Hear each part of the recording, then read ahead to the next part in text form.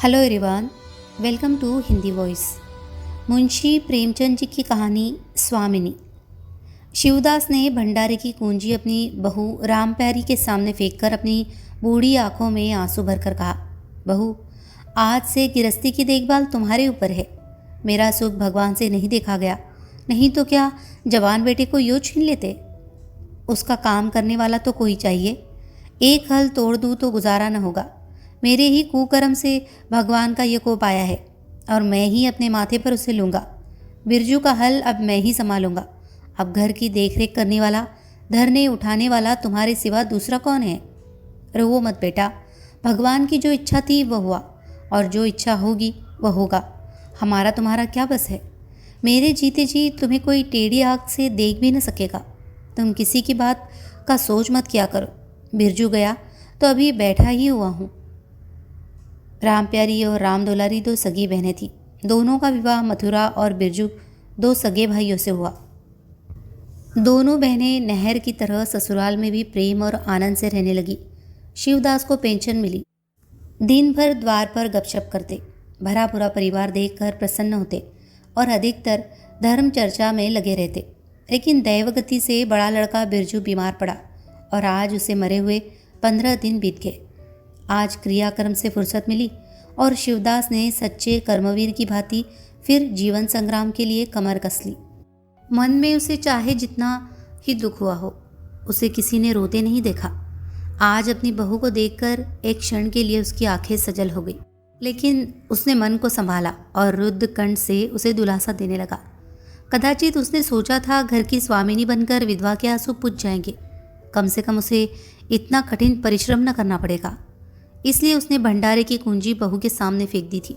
वैधव्य की व्यथा को स्वामित्व के गर्व से दबा देना चाहता था।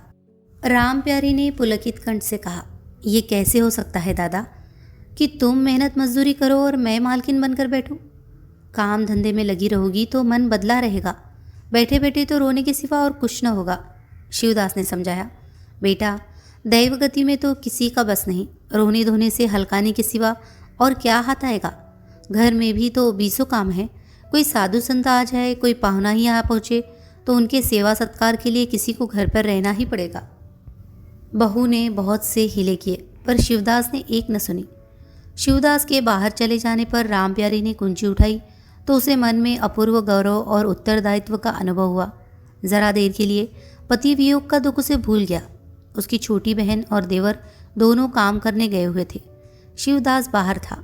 घर बिल्कुल खाली था। इस वक्त वह निश्चिंत होकर भंडारे को खोल सकती है। उसमें क्या क्या सामान है, क्या क्या विभूति है, ये देखने के लिए उसका मन लालायित हो उठा। इस घर में वह कभी ना आई थी। जब कभी किसी को कुछ देना या किसी से कुछ लेना होता था तभी शिवदास आकर इस कोठरी को खुला करता था। फिर उसे बंद कर वो ताली अपनी कमर में रख लेता था। राम प्यारी कभी कभी द्वार की दरारों से भीतर झांकती थी पर अंधेरे में कुछ न दिखाई देता। सारे घर के लिए वो कोठरी तिलिस्म या रहस्य था, जिसके विषय में भांति भांति की कल्पनाएं होती रहती थी। आज राम प्यारी को वह रहस्य खोलकर देखने का अवसर मिल गया। उसने बाहर का द्वार बंद कर दिया कि कोई उसे भंडार खोलते न देख ले। नहीं सोचेगा बेज़रूरत उसने क्यों खोला। तब आकर कांपते हुए हाथों से ताला खोला। उसकी छाती धड़क रही थी कि कोई द्वार न खटखटाने लगे। अंदर पाँव रखा तो उसे कुछ उसी प्रकार का, लेकिन उससे कहीं तीव्र आनंद हुआ जो उसे अपने गहने कपड़े की पिटारी खोलने में होता था। मटकों में गुड़, शक्कर, गेहूँ, जौ आदि चीज़ें रखी हुई थी। एक किनारे बड़े बड़े बर्तन धरे थे जो शादी ब्याह के अवसर पर निकाले जाते थे या मांगे दिए जाते थे। एक आले पर मालगुजारी की रसीदें और लेन देन के पुर्जे बंधे हुए थे। कोठरी में एक विभूति सी छाई थी, मानो लक्ष्मी अज्ञात रूप से विराज रही हो। उस विभूति की छाया में राम प्यारी आधे घंटे तक बैठी अपनी आत्मा को तृप्त करती रही। प्रतिक्षण उसके हृदय पर ममत्व का नशा सा छाया जा रहा था। जब वह उस कोठरी से निकली तो उसके मन के संस्कार बदल गए थे, मानो किसी ने उस पर मंत्र डाल दिया हो। उसी समय द्वार पर किसी ने आवाज़ दी। उसने तुरंत भंडारे का द्वार बंद किया और जाकर सदर दरवाज़ा खोल दिया। देखा तो पड़ोसिन जुनिया खड़ी है और 1 रुपया उधार मांग रही है। राम प्यारी ने रुखाई से कहा, अभी तो 1 पैसा घर में नहीं है जी। क्रियाकर्म में सब खर्च हो गया। जुनिया चकरा गई। चौधरी के घर में इस समय 1 रुपया भी नहीं है। ये विश्वास करने की बात न थी। जिसके यहाँ सैकड़ों का लेन देन है वो सब कुछ क्रियाकर्म में नहीं खर्च कर सकता। अगर शिवदास ने बहाना किया होता तो उसे आश्चर्य न होता। प्यारी तो अपने सरल स्वभाव के लिए गांव में मशहूर थी। अक्सर शिवदास की आंखें बचाकर पड़ोसियों को इच्छित वस्तुएं दे दिया करती थी। अभी कल ही उसने जानकी को सेर भर दूध दिया, यहाँ तक कि अपने गहने तक मांगे दे देती थी। कृपण शिवदास के घर में ऐसी सखरज बहू का आना गाँव वाले अपने सौभाग्य की बात समझते थे। जुनिया ने चकित होकर कहा, ऐसा ना कहो जीजी, बड़े गाढ़े में पढ़कर आई हूँ। नहीं, तुम जानती हो मेरी आदत ऐसी नहीं है। बाकी का 1 रुपया देना है। प्यादा द्वार पर खड़ा बकझक कर रहा है। रुपया दे दो तो किसी तरह ये विपत्ति टले। मैं आज के 8वें दिन आकर दे जाऊंगी। गांव में और कौन घर है जहां मांगने जाऊं? प्यारी टस से मस न हुई। उसके जाते ही प्यारी सांझ के लिए रसोई पानी का इंतजाम करने लगी। पहले चावल दाल बिन्ना अपाड़ लगता था और रसोई में जाना तो सूली पर चढ़ने से कम न था। कुछ देर बहनों में झाव झाव होती, तब शिवदास आकर कहते, क्या आज रसोई न बनेगी? तो 2 में से 1 उठती और मोटे मोटे टिक्कड़ लगाकर रख देती, मानो बैलों का रातिब हो। आज प्यारी तन मन से रसोई के प्रबंध में लगी हुई है। अब वह घर की स्वामिनी है। तब उसने बाहर निकल कर देखा, कितना कूड़ा करकट पड़ा हुआ है। बुढ़ऊ दिन भर मक्खी मारा करते हैं। इतना भी नहीं होता कि जरा झाड़ू ही लगा दे। अब क्या इनसे इतना भी ना होगा? द्वार चिकना होना चाहिए कि देखकर आदमी का मन प्रसन्न हो जाए, ये नहीं कि उपकाई आने लगे। अभी कह दूँ तो तिनक उठे। अच्छा, मुन्नी नान से अलग क्यों खड़ी है? उसने मुन्नी के पास जाकर नान में झाँका। दुर्गंध आ रही थी। ठीक, मालूम होता है महीनों से पानी ही नहीं बदला गया। इस तरह तो गाय रह चुकी। अपना पेट भर लिया, छुट्टी हुई, और किसी से क्या मतलब? हाँ, दूध सबको अच्छा लगता है। दादा द्वार पर बैठे चीलम पी रहे हैं, मगर इतना नहीं होता कि 4 घड़ा पानी नान में डाल दे। मजूर रखा है, वह भी 3 कौड़ी का। खाने को 1.5 सेर, काम करते नानी मरती है। आ जाता है तो पूछती हूँ, नान में पानी क्यों नहीं बदला? रहना हो रहे या जाए, आदमी बहुत मिलेंगे। चारों ओर तो लोग मारे मारे फिर रहे हैं। आखिर उससे न रहा गया। घड़ा उठाकर पानी लाने चली। शिवदास ने पुकारा, पानी क्या होगा बहू, इसमें पानी भरा हुआ है। प्यारी ने कहा, नान का पानी सड़ गया है। मुन्नी भूसे से मुंह नहीं डालती, देखते नहीं हो, कोस भर पर खड़ी है। शिवदास मार्मिक भाव से मुस्कुराए और आकर बहू के हाथ से घड़ा ले लिया। कई महीने बीत गए। प्यारी के अधिकार में आते ही उस घर में जैसे वसंत आ गया। भीतर बाहर जहाँ देखिए किसी निपुण प्रबंधक के हस्तकौशल, सुविचार और सुरुचि के चिन्ह दिखते थे। प्यारी ने गृह यंत्र की ऐसी चाबी कस दी थी कि सभी पुर्जे ठीक ठाक चलने लगे थे। भोजन पहले से अच्छा मिलता है और समय पर मिलता है। दूध ज़्यादा होता है, घी ज़्यादा होता है और काम ज़्यादा होता है। प्यारी न खुद विश्राम लेती है, न दूसरों को विश्राम लेने देती है। घर में ऐसी बरकत आ गई है कि जो चीज़ मांगो घर ही में निकल आती है। आदमी से लेकर जानवर तक सभी स्वस्थ दिखाई देते हैं। अब वह पहले किसी दशा नहीं है कि कोई चिथड़े लपेटे घूम रहा है, किसी को गहने की धुन सवार है। हाँ, अगर कोई रुग्ण और चिंतित तथा मलिन वेश में है तो वह है प्यारी। फिर भी सारा घर उससे जलता है। यहाँ तक कि बूढ़े शिवदास भी कभी कभी उसकी बदगोई करते हैं। किसी को पहर रात रहे उठना अच्छा नहीं लगता। मेहनत से सभी जी चुराते हैं, फिर भी यह सब मानते हैं कि प्यारी न हो तो घर का काम न चले। और तो और दोनों बहनों में भी अब उतना अपनापन नहीं। प्रातःकाल का समय था। दुलारी ने हाथों के कड़े लाकर प्यारी के सामने पटक दिए और घुनाई हुई बोली, लेकर इसे भी भंडारे में बंद कर दे।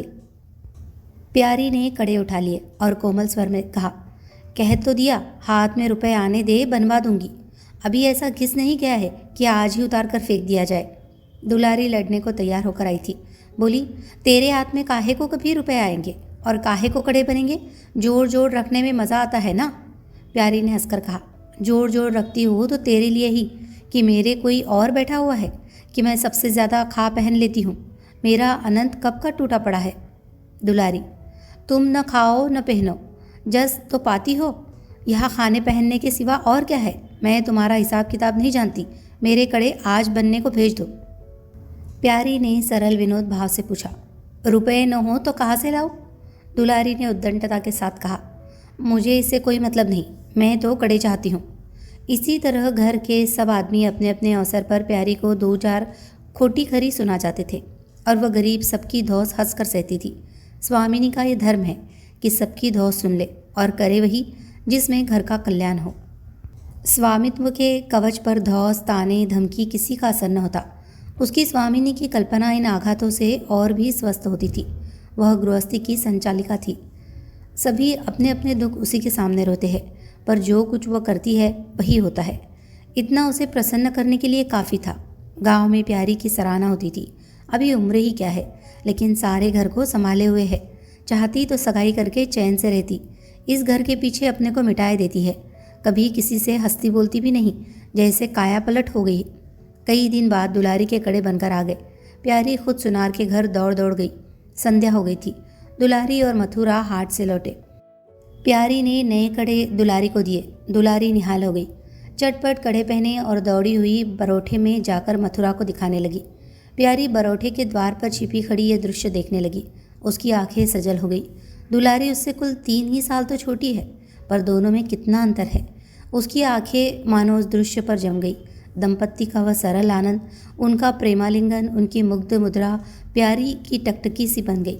यहाँ तक कि दीपक के धुंधले प्रकाश में वह दोनों उसकी नज़रों से गायब हो गए और अपने ही अतीत जीवन की एक लीला आंखों के सामने बार बार नए नए रूप में आने लगी। सहसा शिवदास ने पुकारा, बड़ी बहू, एक पैसा दो, तम्बाकू मंगवाओ। प्यारी की समाधि टूट गई। आंसू पोंछती हुई भंडारे में पैसा लेने चली गई। एक एक करके प्यारी के गहने उसके हाथ से निकलते जाते थे। वह चाहती थी मेरा घर गांव में सबसे संपन्न समझा जाए और इस महत्वाकांक्षा का मूल्य देना पड़ता था। कभी घर की मरम्मत के लिए और कभी बैलों की नई गोई खरीदने के लिए, कभी नाते रिश्तेदारों के व्यवहारों के लिए, कभी बीमारों की दवा दारू के लिए की ज़रूरत पड़ती रहती थी। और जब बहुत कतर-ब्योत करने पर भी काम न चलता तो वह अपनी कोई न कोई चीज़ निकाल देती और चीज़ एक बार हाथ से निकलकर फिर न लौटती थी। वो चाहती तो इनमें से कितने ही खर्चों को टाल जाती, पर जहाँ इज्जत की बात आ पड़ती थी वो दिल खोल कर खर्च करती। अगर गांव में हेठी हो गई तो क्या बात रही, लोग उसी का नाम तो धरेंगे। दुलारी के पास भी गहने थे।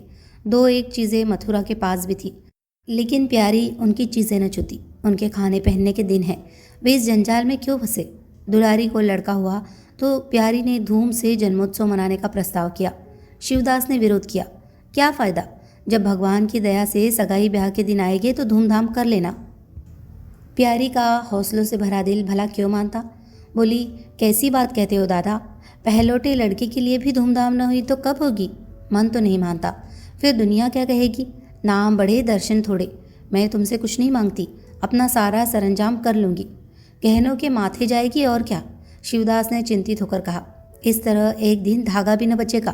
कितना समझाया, बेटा भाई भौजाई किसी के नहीं होते। अपने पास 2 चीज़ें रहेगी तो सब मुँह जोएंगे, नहीं कोई सीधे बात भी न करेगा। प्यारी ने ऐसा मुँह बनाया मानो वो ऐसी बूढ़ी बातें बहुत सुन चुकी है और बोली, जो अपने हैं वे भी न पूछे तो भी अपने ही रहते हैं। मेरा धर्म मेरे साथ है, उनका धर्म उनके साथ है। मर जाऊंगी तो क्या छाती पर लाद ले जाऊंगी। धूमधाम से जन्मोत्सव मनाया गया। बरही के दिन सारी बिरादरी का भोज हुआ। लोग खा पी कर चले गए। प्यारी दिन भर की थकी मांदी आंगन में एक टाट का टुकड़ा बिछाकर कमर सीधी करने लगी। आंखें झपक गई। मथुरा उसी वक्त घर में आया। नवजात पुत्र को देखने के लिए उसका चित्त व्याकुल हो रहा था। दुलारी सौर गृह से निकल चुकी थी। गर्भावस्था में उसकी देह क्षीण हो गई थी, मुंह भी उतर गया था, पर आज स्वस्थता की लालिमा मुख पर छाई हुई थी। सौर के संयम और पौष्टिक भोजन ने देह को चिकना कर दिया था। मथुरा उसे आंगन में देखते ही समीप आ गया और एक बार प्यार की ओर ताक कर उसके निद्रामग्न होने का निश्चय करके उसने शिशु को गोद में ले लिया और उसका मुंह चूमने लगा। आहट पाकर प्यारी की आंखें खुल गई, पर उसने नींद का बहाना किया और अधखुली आंखों से यह आनंद क्रीड़ा देखने लगी। माता और पिता दोनों बारी बारी से बालक को चूमते, गले लगाते और उसके मुख को निहारते थे। कितना स्वर्गीय आनंद था। प्यारी की तृषित लालसा एक क्षण के लिए स्वामिनी को भूल गई। जैसे लगाम के मुखबद्ध बोझ से लदा हुआ हाँकने वाले के चाबुक से पीड़ित, दौड़ते दौड़ते बेदम तुरंग हिनहिनाने की आवाज़ सुनकर कनौतियाँ खड़ी कर लेता है और परिस्थिति को भूलकर एक दबी हुई हिनहिनाहट से उसका जवाब देता है। कुछ वही दशा प्यारी की हुई। उसका मातृत्व जो पिंजरे में बंद मूक निश्चेष्ट पड़ा हुआ था, समीप से आने वाली मातृत्व की चहकार सुनकर जैसे जाग पड़ा और चिंताओं के उस पिंजरे से निकलने के लिए पंख फड़फड़ाने लगे। मथुरा ने कहा, ये मेरा लड़का है। दुलारी ने बालक को गोद में चिपटा कर कहा, हाँ क्यों नहीं, तुम्ही ने तो 9 महीने पेट में रखा है। सांसत तो मेरी हुई, बाप कहलाने के लिए तुम कूद पड़े। मथुरा, मेरा लड़का न होता तो मेरी सूरत का क्यों होता? चेहरा मोरा रंग रूप सब मेरा ही सा है कि नहीं? दुलारी, इससे क्या होता है? बीज बनिए के घर से आता है, खेत किसान का होता है, उपज बनिए की नहीं होती, किसान की होती है। मथुरा, बातों में तुमसे कोई न जीतेगा। मेरा लड़का बड़ा हो जाएगा तो मैं द्वार पर बैठकर मजे से हुक्का पिया करूँगा। दुलारी, मेरा लड़का पढ़ेगा लिखेगा और कोई बड़ा हुद्दा पाएगा, तुम्हारी तरह दिन भर बैल के पीछे न चलेगा। मालकिन से कहना है कल एक पालना बनवा दे। मथुरा, अब बहुत सवेरे न उठा करना और छाती फाड़कर काम भी न करना। दुलारी, ये महारानी जीने देगी? मथुरा, मुझे तो बेचारी पर दया आती है। उसके कौन बैठा हुआ है, हम ही लोगों के लिए मरती है। भैया होते तो अब तक 2-3 बच्चों की माँ हो गई होती। प्यारी के कंठ में आंसुओं का ऐसा वेग उठा कि उसे रोकने में सारी देह कांप उठी। अपना वंचित जीवन उसे मरुस्थल सा लगा, जिसकी सूखी रेत पर वह हरा भरा बाग लगाने की निष्फल चेष्टा कर रही थी। कुछ दिनों के बाद शिवदास भी मर गया। उधर दुलारी के 2 बच्चे और हुए। वह भी अधिकतर बच्चों के लालन पालन में व्यस्त रहने लगी। खेती का काम मजदूरों पर आ पड़ा। मथुरा मजदूर तो अच्छा था, संचालक अच्छा न था। उसे स्वतंत्र रूप से काम लेने का कभी अवसर न मिला। खुद पहले भाई की निगरानी में काम करता रहा, बाद को बाप की निगरानी में काम करने लगा। खेती का तार भी न जानता। वही मजूर उसके यहाँ टिकते थे जो मेहनत नहीं खुशामद करने में कुशल होते थे। इसलिए प्यारी को अब दिन में 2-4 चक्कर हार के भी लगाना पड़ता। कहने को वह अब भी मालकिन थी, पर वास्तव में घर भर की सेविका थी। मजूर भी उससे त्योरियां बदलते, जमींदार का प्यादा भी उसी पर दोष जमाता। भोजन में भी किफ़ायत करनी पड़ती। लड़कों को तो जितनी बार मांगे उतनी बार कुछ न कुछ चाहिए। दुलारी तो लड़कोरी थी, उसे भरपूर भोजन चाहिए। मथुरा घर का सरदार था, उसके इस अधिकार को कौन छीन सकता था? मजूर भला क्यों रियायत करने लगे? सारी कसर प्यारी पर निकलती थी। वही एक फालतू चीज़ थी। अगर आधा पेट खाए तो किसी को हानि न हो सकती थी। 30 वर्ष की अवस्था में उसके बाल पक गए, कमर झुक गई, आंखों की जोत कम हो गई, मगर वह प्रसन्न थी। स्वामित्व का गौरव इन सारे जख्मों पर मरहम का काम करता था। एक दिन मथुरा ने कहा, भाभी अब तो कहीं परदेश जाने का जी होता है। यहाँ तो कमाई में बरकत नहीं, किसी तरह पेट की रोटी चल जाती है, वह भी रोज होकर। कई आदमी पूरब से आए हैं, वे कहते हैं वहाँ 2-3 रुपये रोज़ की मजदूरी होती है। 4-5 साल भी रह गया तो माला माल हो जाऊंगा। अब आगे लड़के वाले हुए, इनके लिए कुछ तो करना ही चाहिए। दुलारी ने समर्थन किया। हाथ में 4 पैसे हो गए, लड़कों को पढ़ाएंगे लिखाएंगे, हमारी तो किसी तरह कट गई, लड़कों को तो आदमी बनाना है। प्यारी यह प्रस्ताव सुनकर अवाक रह गई, उनका मुंह ताकने लगी। इसके पहले इस तरह की बातचीत कभी न हुई थी। ये धुन कैसे सवार हो गई? उसे संदेह हुआ, शायद मेरे कारण ये भावना उत्पन्न हुई। बोली, मैं तो जाने को न कहूँगी, आगे जैसी इच्छा हो। लड़कों को पढ़ाने लिखाने के लिए यहाँ भी तो मदरसा है, फिर क्या नित्य यही दिन बने रहेंगे? 2-3 साल भी खेती बन गई तो सब कुछ हो जाएगा। मथुरा, इतने दिन खेती करते हो गए, जब अब तक न बनी तो अब क्या बन जाएगी? इस तरह एक दिन चल देंगे, मन की मन में रह जाएगी। फिर अब पौरुख भी तो थक रहा है, ये खेती कौन संभालेगा? लड़कों को मैं चक्की में जोत कर उनकी ज़िंदगी नहीं खराब करना चाहता। प्यारी ने आंखों में आंसू लाकर कहा, भैया घर पर जब तक आधी मिले सारी के लिए न धावना चाहिए। अगर मेरी ओर से कोई बात हो तो अपना घर बाहर अपने हाथ में करो, मुझे एक टुकड़ा दे देना, पड़ी रहूँगी। मथुरा आर्द्र कंठ होकर बोला, भाभी ये तुम क्या कहती हो? तुम्हारे ही संभाले ये घर अब तक चला है, नहीं रसातल में चला गया होता। इस गृहस्थी के पीछे तुमने अपने को मिट्टी में मिला दिया, अपनी देह धुला दी। मैं अंधा नहीं हूँ, सब कुछ समझता हूँ। हम लोगों को जाने दो, भगवान ने चाहा तो घर फिर संभल जाएगा। तुम्हारे लिए हम बराबर खर्च भेजते रहेंगे। प्यारी ने कहा, जो ऐसा ही है तो तुम चले जाओ, बाल बच्चों को कहाँ बांधे फिरोगे? दुलारी बोली, ये कैसे हो सकता है बहन? यहाँ देहात में लड़के क्या पढ़ेंगे लिखेंगे? बच्चों के बिना इनका जी भी वहाँ न लगेगा। दौड़ दौड़ कर घर आएंगे और सारी कमाई रेल खा जाएगी। परदेश में अकेले जितना खर्चा होगा उतने में सारा घर आराम से रहेगा। प्यारी बोली, तो मैं ही यहाँ रहकर क्या करूँगी? मुझे भी लेते चलो। दुलारी उसे साथ ले चलने को तैयार न थी।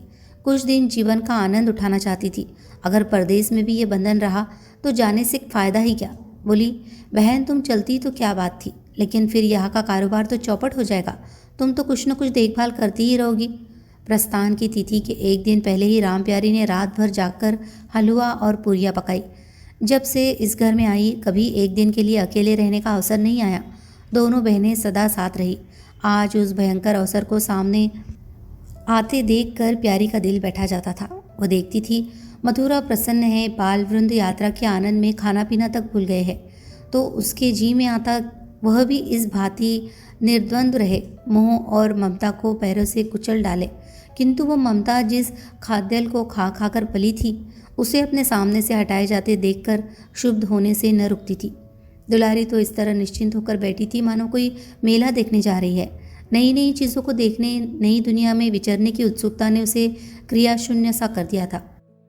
प्यारी के सिरे सारे प्रबंध का भार था। धोबी के घर से सब कपड़े आए हैं या नहीं, कौन कौन से बर्तन साथ जाएंगे, सफ़र खर्च के लिए कितने रुपए की ज़रूरत होगी। एक बच्चे को खांसी आ रही थी, दूसरे को कई दिन से दस्त आ रहे थे। उन दोनों की औषधियों को पीसना कूटना आदि सैकड़ों ही काम व्यस्त किए हुए थे। लड़कोरी न होकर भी वो बच्चों के लालन पोषण में दुलारी से कुशल थी। देखो, बच्चों को बहुत मारना पीटना मत। मारने से बच्चे ज़िद्दी और बेहया हो जाते हैं। बच्चों के साथ आदमी को बच्चा बन जाना पड़ता है।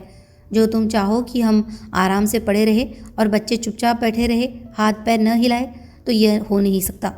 बच्चे तो स्वभाव के चंचल होते हैं, उन्हें किसी न किसी काम में फंसाए रखो। धेले का खिलौना 1000 घुड़कियों से बढ़कर होता है। दुलारी इन उपदेशों को इस तरह बेमन होकर सुनती मानो कोई सनक कर बक रहा हो। विदाई का दिन प्यारी के लिए परीक्षा का दिन था। उसके जी में आता था कहीं चली जाए जिसमें वह दृश्य देखना न पड़े। हाँ, घड़ी भर में यह घर सूना हो जाएगा। वह दिन भर घर में अकेली पड़ी रहेगी, किससे हंसेगी बोलेगी। ये सोचकर उसका हृदय काँप जाता था। जो जो समय निकट आता था उसकी वृत्तियाँ शिथिल होती जाती थी। वो कोई काम करते करते जैसे खो जाती थी और अपलक नेत्रों से किसी वस्तु को ताकने लगती। कभी अवसर पाकर एकांत में जाकर थोड़ा सा रो आती थी। मन को समझा रही थी, ये लोग अपने होते तो क्या इस तरह चले जाते। ये तो मानने का नाता है, किसी पर कोई ज़बरदस्ती है। दूसरों के लिए कितना ही मरो तो भी अपने नहीं होते। पानी तेल में कितना ही मिले फिर भी अलग ही रहेगा। बच्चे नए नए कुर्ते पहने नवाब बने घूम रहे थे। प्यारी उन्हें प्यार करने के लिए गोद लेना चाहती तो रोने का सा मुँह बनाकर छुड़ाकर भाग जाते। वो क्या जानती थी कि ऐसे अवसर पर बहुधा अपने बच्चे भी निष्ठुर हो जाते हैं। 10 बजते बजते द्वार पर बैलगाड़ी आ गई। लड़के पहले ही से उस पर जा बैठे। गांव के कितने स्त्री पुरुष मिलने आए। प्यारी को इस समय उनका आना बुरा लग रहा था। वो दुलारी से थोड़ी देर एकांत गले मिलकर रोना चाहती थी। मथुरा से हाथ जोड़कर कहना चाहती थी कि मेरी खोज खबर लेते रहना, तुम्हारे सिवा मेरा संसार में कौन है। लेकिन इस भंबड़ में उसको इन बातों का मौका न मिला। मथुरा और दुलारी दोनों गाड़ी में जा बैठे और प्यारी द्वार पर रोती खड़ी रह गई। वह इतनी विवल थी कि गांव के बाहर तक पहुंचाने की भी उसे सुधि न रही। कई दिन तक प्यारी मूर्छित सी पड़ी रही। न घर से निकली, न चूल्हा जलाया, न हाथ मुँह धोया। उसका हलवाहा जोखू बार बार आकर कहता, मालकिन उठो, मुंह हाथ धो, कुछ खाओ पियो, कब तक इस तरह पड़ी रहोगी। इस तरह की तसल्ली गांव की और श्रेया भी देती थी, पर उनकी तसल्ली में एक प्रकार की ईर्ष्या का भाव छिपा हुआ जान पड़ता था। जोखू के स्वर में सच्ची सहानुभूति झलकती थी। जोखू कामचोर, बातूनी और नशेबाज था। प्यारी उसे बराबर डांटती रहती थी। 2-1 बार उसे निकाल भी चुकी थी, पर मथुरा के आग्रह से फिर रख लिया था। आज भी जोखू की सहानुभूति भरी बातें सुनकर प्यारी झुंझलाती, ये काम करने क्यों नहीं चाहता, यहाँ मेरे पीछे क्यों पड़ा हुआ है। मगर उसे झिड़क देने को जी नहीं चाहता था। उसे उस समय सहानुभूति की भूख थी। फल कांटेदार वृक्ष से भी मिले तो क्या उन्हें छोड़ दिया जाता है। धीरे धीरे क्षोभ का वेग कम हुआ। जीवन के व्यापार होने लगे। अब खेती का सारा भार प्यारी पर था। लोगों ने सलाह दी, एक हल तोड़ दो और खेतों को उठा दो, पर प्यारी का गर्व यो ढोल बजाकर अपनी पराजय स्वीकार न करना था। सारे काम पूर्ववत चलने लगे। उधर मथुरा को चिट्ठी पत्री न भेजने से उसके अभिमान को और भी उत्तेजना मिली। वह समझता है मैं उसके आसरे बैठी हूँ। उसकी चिट्ठी भेजने से मुझे कोई निधि न मिल जाती। अगर उसे मेरी चिंता नहीं है तो मैं कब उसकी परवाह करती हूँ। घर में तो अब विशेष काम रहा नहीं। प्यारी सारे दिन खेती बाड़ी के कामों में लगी रहती। खरबूजे बोए थे, वह खूब फले और खूब बिके। पहले सारा दूध घर में खर्च हो जाता था, अब बिकने लगा। प्यारी की मनोवृत्तियों में भी एक विचित्र परिवर्तन आ गया। वह अब साफ कपड़े पहनती, मांग चोटी की ओर से भी उतनी उदासीन न थी। आभूषणों में भी रुचि हुई। रुपए हाथ में आते ही उसने अपने गिरवी गहने छुड़ाए और भोजन भी संयम से करने लगी। सागर पहले खेतों को सींच कर खुद खाली हो जाता था, अब निकास की नलियां बंद हो गई थी। सागर में पानी जमा होने लगा और उसमें हल्की हल्की लहरें भी थी। खिले हुए कमल भी थे। एक दिन जोखू हार से लौटा तो अंधेरा हो गया था। प्यारी ने पूछा, अब तक वहाँ क्या करता रहा? जोखू ने कहा, 4 कैरियाँ बच रही थी, मैंने सोचा 10 मोट और खींच लूँ, कल का झंझट कौन रखे। जोखू अब कुछ दिनों से काम में मन लगाने लगा था। जब तक मालिक उसके सिर पर सवार रहते थे वह हीले बहाने करता था। अब सब कुछ उसके हाथ में था। प्यारी सारे दिन हार में थोड़ी ही रह सकती थी, इसीलिए अब उसमें जिम्मेदारी आ गई थी। प्यारी ने लोटे का पानी रखते हुए कहा, अच्छा हाथ मुंह धो डालो, आदमी जान रखकर काम करता है, हाय हाय करने से कुछ नहीं होता। खेत आज न होते कल होते, क्या जल्दी थी। जोखू समझा प्यारी बिगड़ रही है। उसने तो अपनी समझ में कारगुजारी की थी और समझा था तारीफ होगी। यह आलोचना हुई। चिढ़कर बोला, मालकिन दाहिने बाएं दोनों ओर चलती हो, जो बात नहीं समझती हो उसमें क्यों कूदती हो। कल के लिए तो उचवा के खेत पड़े सूख रहे हैं, आज बड़ी मुश्किल से कुआं खाली हुआ था। सवेरे मैं पहुंचता तो कोई और आकर न छेक लेता, फिर अठवारे तक राह देखनी पड़ती, तब तक तो सारी उग विदा हो जाती। प्यारी उसकी सरलता पर हंसकर बोली, अरे तो मैं तुझे कुछ कह थोड़ी रही हूँ पागल, मैं तो कहती हूँ कि जान रख कर काम कर, कहीं बीमार पड़ गया तो लेने के देने पड़ जाएंगे। जोकू, कौन बीमार पड़ जाएगा? मैं 20 साल में कभी सिर तक तो दुखा नहीं, आगे की नहीं जानता, कहो रात भर काम करता रहूं। प्यारी, मैं क्या जानूं, तुम ही अंतरे दिन बैठे रहते थे और पूछा जाता था तो कहते थे जुर आ गया था, पेट में दर्द था। जोखू झेपता हुआ बोला, वो बातें जब थी जब मालिक लोग चाहते थे कि इसे पीस डाले, अब तो जानता हूँ मेरे ही माथे है, मैं न करूँगा तो सब चौपट हो जाएगा। प्यारी, मैं क्या देखभाल नहीं करती? जोखू, तुम बहुत करोगी, 2 बेर चली जाओगी, सारे दिन तुम वहाँ बैठी नहीं रह सकती। प्यारी को उसके निष्कपट व्यवहार ने मुक्त कर दिया। बोली, तो इतनी रात गए चूल्हा जलाओगे, कोई सगाई क्यों नहीं कर लेते? जोखू ने मुंह धोते हुए कहा, तुम भी खूब कहती हो मालकिन, अपने पेट भर को तो होता नहीं, सगाई कर लो। 1.25 सेर खाता हूँ, 1 जून पूरा 1.25 सेर, दोनों जून के लिए 2 सेर चाहिए। प्यारी, अच्छा आज मेरी रसोई में खाओ, देखो कितना खाते हो। जोखू ने पुलकित होकर कहा, नहीं मालकिन, तुम बनाते बनाते थक जाओगे। हाँ, आधा सेर के 2 रोटा बनाकर खिला दो तो खा लो। मैं तो यही करता हूँ, बस आटा सान कर 2 लीट बनाता हूँ और उपले पर सेक लेता हूँ, कभी मट्ठे से, कभी नमक से, कभी प्याज से खा लेता हूँ और आकर पड़ रहता हूँ।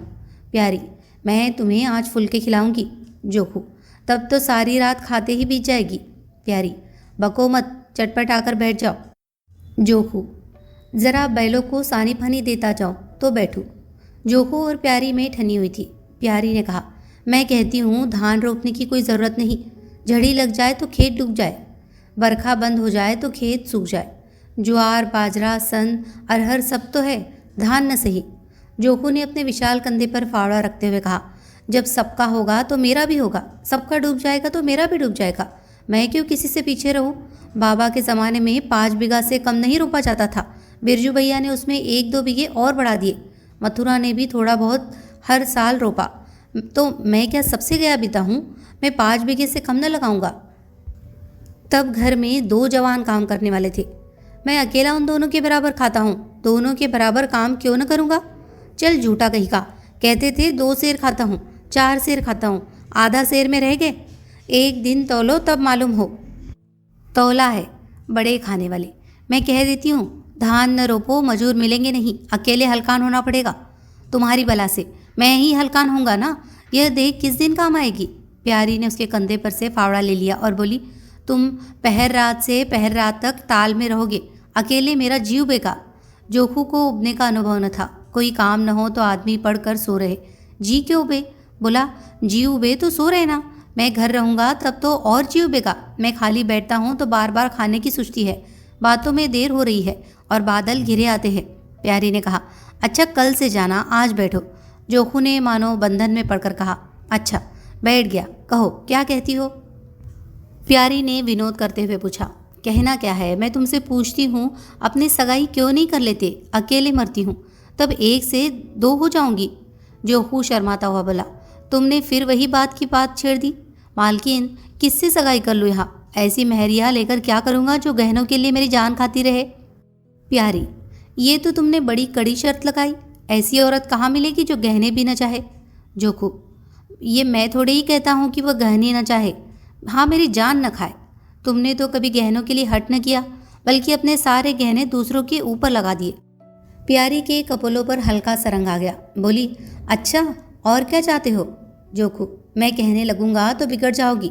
प्यारी की आंखों में लज्जा की एक रेखा नजर आई। बोली, बिगड़ने की बात कहोगे तो ज़रूर बिगड़ूंगी। जोखू, तो मैं न कहूँगा।